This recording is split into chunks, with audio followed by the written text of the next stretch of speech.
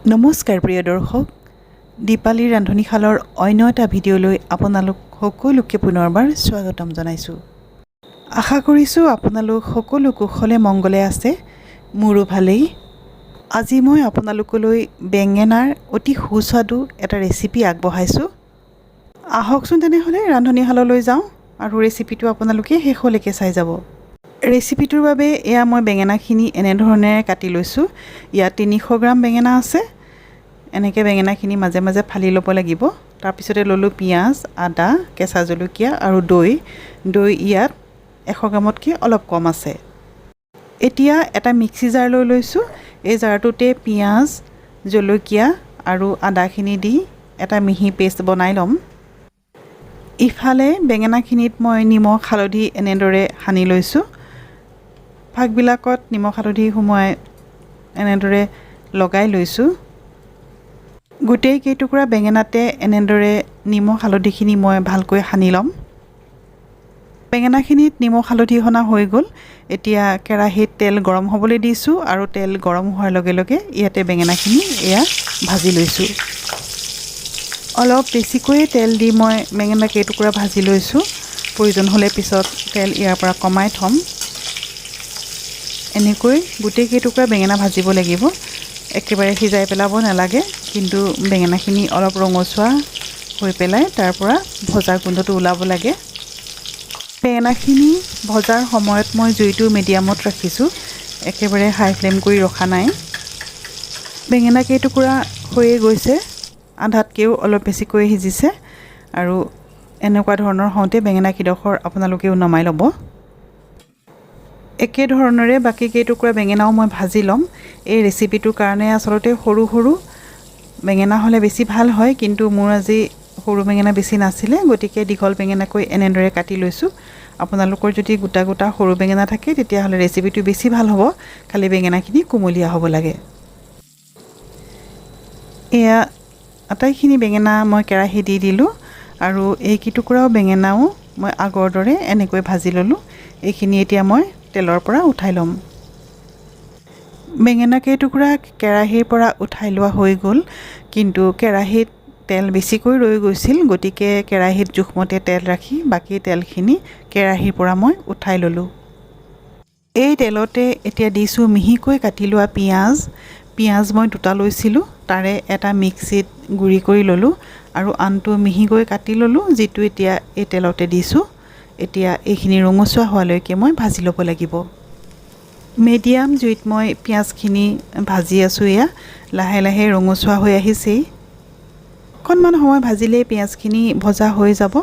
এয়া হৈয়ে গৈছে। এতিয়া ইয়াতে দিব লাগিব পিচি লোৱা পিঁয়াজ, আদা আৰু জলকীয়াৰ পেষ্টখিনি। এয়া মই এইখিনি দি দিলোঁ। এতিয়া অকণমান সময় এইখিনি লৰাই লৈছোঁ।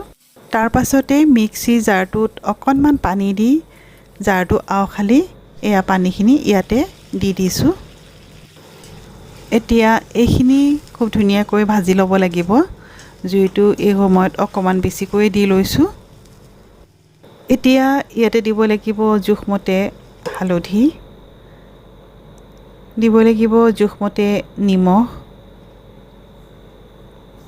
আৰু ইয়াতে অকণমান দিছোঁ ৰঙা জলকীয়াৰ গুড়ি। আটাইখিনি বস্তু এতিয়া ধুনীয়াকৈ মিলাই দিব লাগিব। তাৰ পাছত এই মছলাখিনি অলপ সময়ৰ কাৰণে ভাজি থাকিব লাগিব। জুইটো মিডিয়ামতে ৰাখিব লাগিব।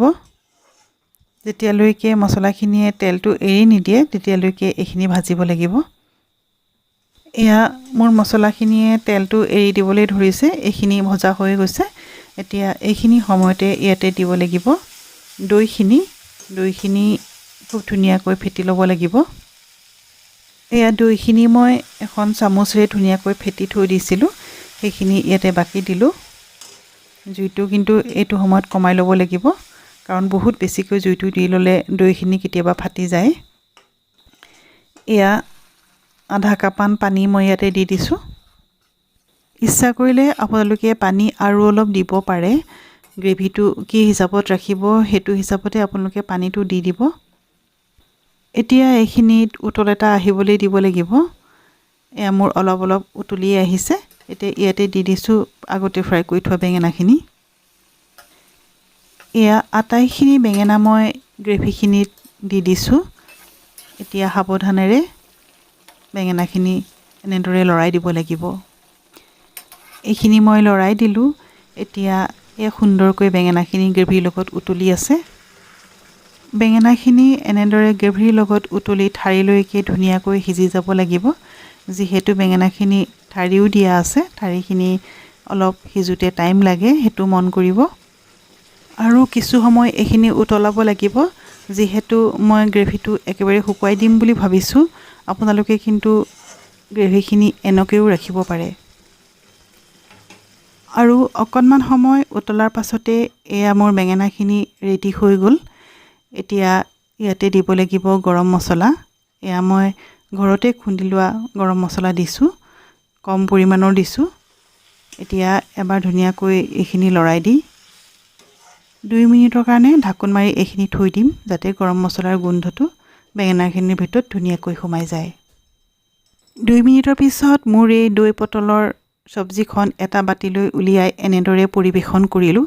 আশা কৰিলোঁ ভিডিঅ'টো চাই আপোনালোকে ভাল পাইছে, আৰু যদি ভাল পাইছে তেনেহ'লে লাইক কৰিব, শ্বেয়াৰ কৰিব, আৰু যিসকল নতুন দৰ্শকে মোৰ ৰেচিপিটো চাই আছে তেখেতসকলে মোৰ চেনেলটো ছাবস্ক্ৰাইব কৰি দিব আৰু ওচৰতে থকা বেল আইকনটো প্ৰেছ কৰি অল কৰি দিব। ভিডিঅ'টোত শেষলৈকে মোৰ লগত থকাৰ বাবে আপোনালোকক অশেষ ধন্যবাদ।